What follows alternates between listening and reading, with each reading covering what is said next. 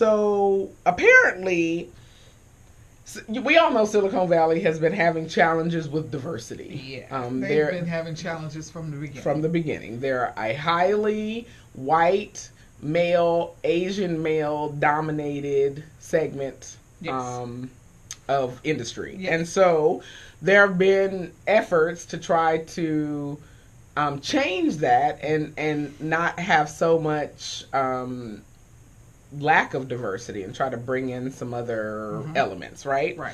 So apparently, though, Google's approach to doing this may have gotten them in trouble, at least got them a lawsuit.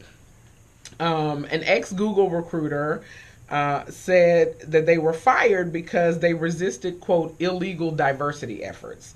And at first, when I saw the headline, I was like, okay, so Google said they were going to do something and then they decided not. That's not really what this article is about, despite what the headline says. So a former YouTube employee is suing Google, which is the video site's parent company, alleging that he was wrongfully terminated from his position after he complained against hiring practices that he claimed were discriminatory against white and Asian men.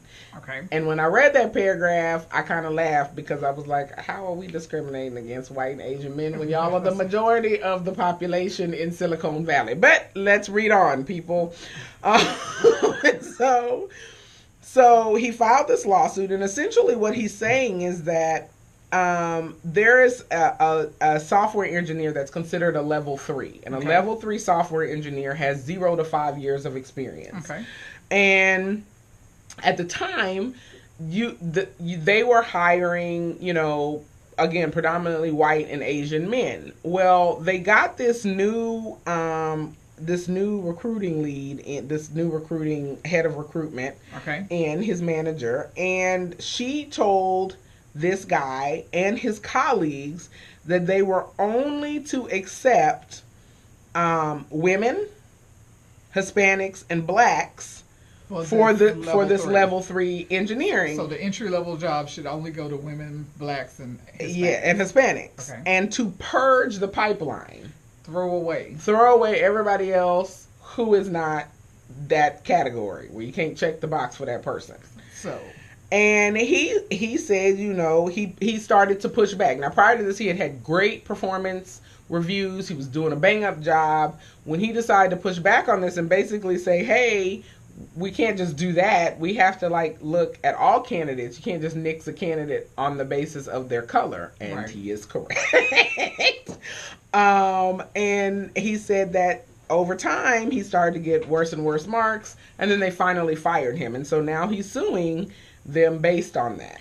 So this is my thing. I think we go so far to the opposite extreme, trying to correct a wrong. Yep. So, 2 wrongs don't make a right? So you decided at one point that the makeup of your organization was going to be these white and Asian men. Right. Because there's decisions that happen. There are decisions that happen around there, yes. It just doesn't all of a sudden always happen that way. I mean, come on, black people everywhere, Hispanics everywhere.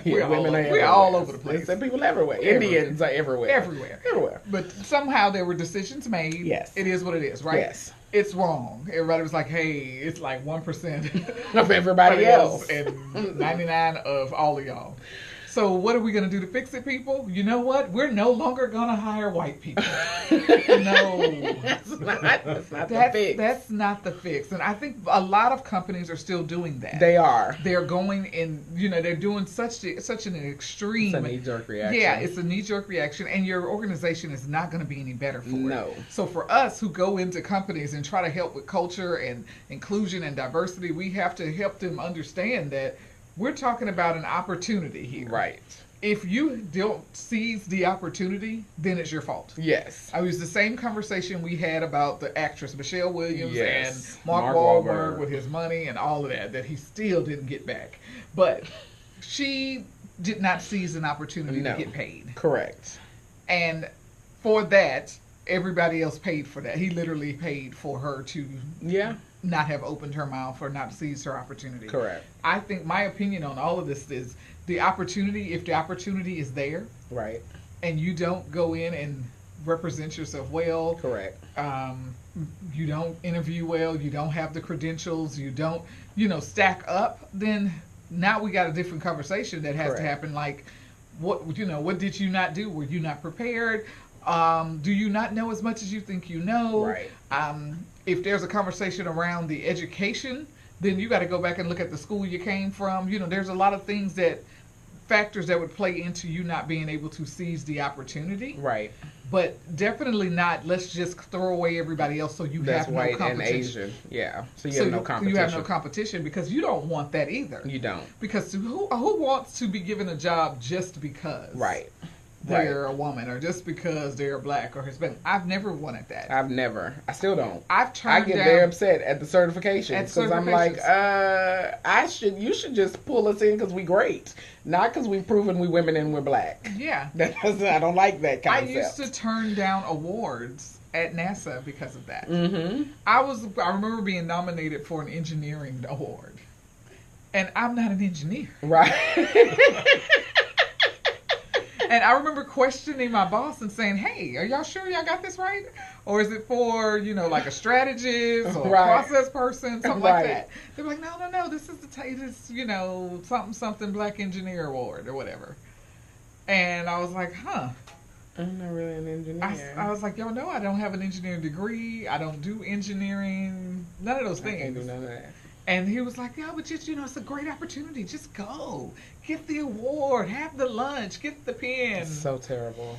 And I remember writing the longest email I'd ever written at that time, explaining why me accepting an award just because you needed a black person's face in the room was not going to be a good idea. Not just for them, but for me. Yeah. That I refuse to be your token. Yeah.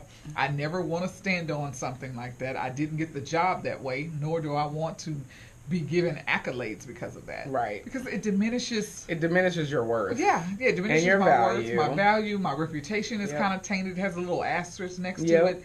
And so we go through the things that we go through going through college and all of that stuff, but I don't want to have to do all of that and fight the same battles that I did at A&M and NASA and on and on and on. Who wants to keep doing that? That is exhausting. It is. I'm so tired of that. I was so tired. I was like, y'all, I thought y'all were smart people here. Smart doesn't always equate to good decision making. So, I think the moral of this story is we don't have to go to the far extreme just to try to find a diversity. No. That's not diversity to me. Now you're just bean counting. You're counting numbers. You're just checking boxes. Yeah, we have our thing, the dance, right? Our thing, diversity, yes, being invited. Inclusion is once you get there. They ask you to dance. We want people dancing. We don't want everybody just up against the wall. Right. So for them, unless you can't dance. Unless you you came to the dance and you can't dance, at which point then you can just drink punch. Yeah. And record. And we'll find something else for you to do. We have other jobs. Yes, there are other things to do. Yeah, no, I agree. I think, people laugh at these kinds of things, but for me it's harmful.